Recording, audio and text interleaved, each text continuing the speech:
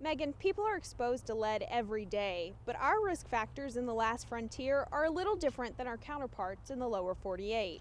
Severe lead exposure interferes with several of the body's major organs, the heart, intestines, and can hinder development of our nervous systems, particularly in young children. One of the things I get concerned about are point source exposures, the possibility of someone accidentally ingesting lead. Which is one of the reasons the state is utilizing a new lead surveillance screening program. We're at now is trying to understand, what these lower level exposures are, potentially still able to cause, and how do we compare in Alaska to the national average. In an attempt to control sources of lead exposure and help those exposed, physicians are now required to report anyone who tests positive for high levels of lead exposure by providing details like their sex, ethnicity, and community of residence.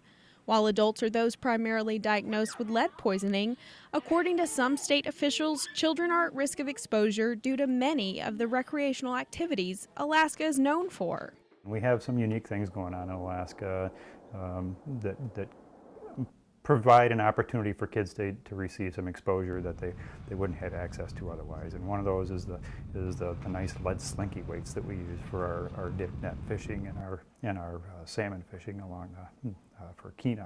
If a child has a family member who goes to shooting ranges, which may have certain lead exposures, and they bring it back home, if the child has a parent who works in mining and they may be exposed to lead, there's also the issue of animals shot with lead shot, and some of that lead shot could stay in animal meat and kids could ingest that. It's important to note high risk factors do not mean Alaskans have an immediate reason to be worried about extreme levels of lead exposure.